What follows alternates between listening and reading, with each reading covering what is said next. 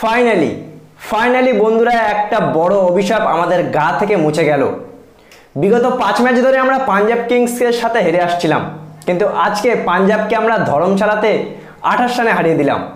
Thank you Ravindra Jadeja, once again thank you Ravindra Jadeja. Match winning innings, match winning bowling performance দিয়ে আমাদের আজকে do R die ম্যাচে Chennai super কিংকে ম্যাচটা জেতালো।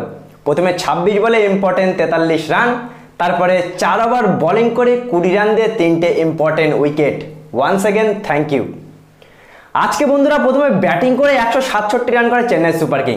ব্যাটসম্যানেরা আবারও ব্যর্থ, রাহানে ওপেনিংয়ে ব্যর্থ, ওয়ান ডাউনে আমরা যদি দেখি ড্যানিয়েল মিচেল ব্যর্থ, শিবম দুবে যেখান থেকে ওয়ার্ল্ড কাপ সিলেকশন হয়েছে সেখান থেকে সে ব্যাটিং করতে পারছে না। আজকেও 0 রান করে আউট হয়ে গিয়েছিল।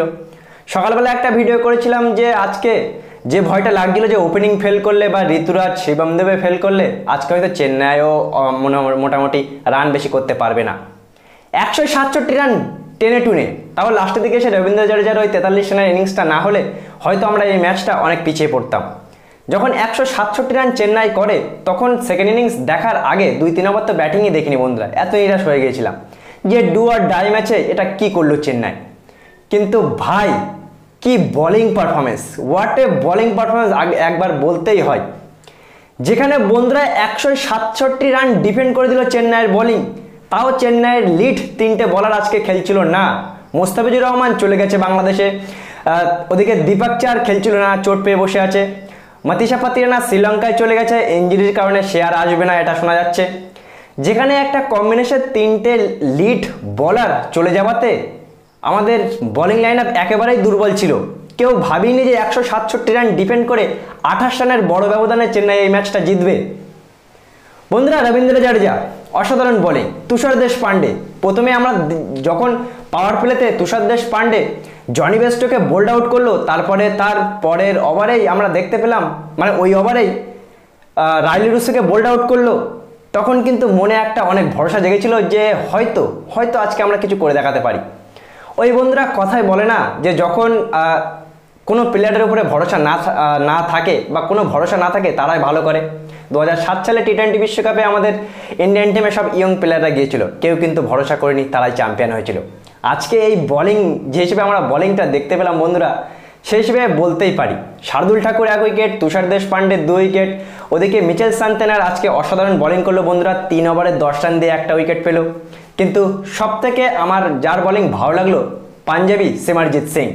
18 মাস চেন্নাইয়ের ড্রেসিং রুমে বসে জলবাবি করেছিল। এই প্লেয়ারটা একটা ম্যাচে সুযোগ পেতে 18 মাস সময় নিয়েছে, কিন্তু 18 মাস পরে যখনই সুযোগ সে পেয়েছে সে অসাধারণ বোলিং স্পেল করেছে। 3 ওভারে মাত্র 16 রান দিয়ে 2টো ইম্পর্টেন্ট উইকেট। লাস্ট ওভারে যদি ওকে বল দিত তাহলে বন্ধুরা আর একটা উইকেট বা পাঞ্জাবকে অল আউট করে দিতে পারতো।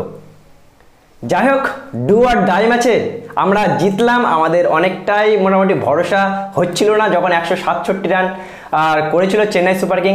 ব্যাটসম্যানেরা তো আমাদের অলরেডি পুরোপুরি মারার প্ল্যান করে নিয়ে রেখেছিল যে আমরা এই আইপিএল থেকে বাদ পড়বো। যারাই আমাদের বলেছিল যে আইপিএলে চেন্নাই হয়তো কিছু করতে পারবে না, তাদেরকে বলে রাখি ভাই ওয়েট অ্যান্ড ওয়াচ, আমরা এখনও সেমিফাইনালের রেসে আছি। আমরা অলরেডি 6টা ম্যাচ জিতে গেছি, 12 পয়েন্ট আমাদের হয়ে গেছে, আর 3 ম্যাচের মধ্যে আমাদের 2টো জিততে হবে, আর আমরা জিতবো। এই বোলিং লাইন আপ নিয়ে জিতবো। শুধুমাত্র আমাদের ব্যাটিংয়ে একটু শোধরাতে হবে বন্ধুরা, না হলে সত্যি কথা বলতে আমরা কিন্তু সেমিফাইনালে উঠে গেলেও সেমিফাইনালের মতো বড় ম্যাচে কিন্তু হেরে যেতে পারি। ব্যাটিং খুবই খারাপ আজকে। Credit goes to all bowlers, অসাধারণ বোলিং পারফরমেন্স।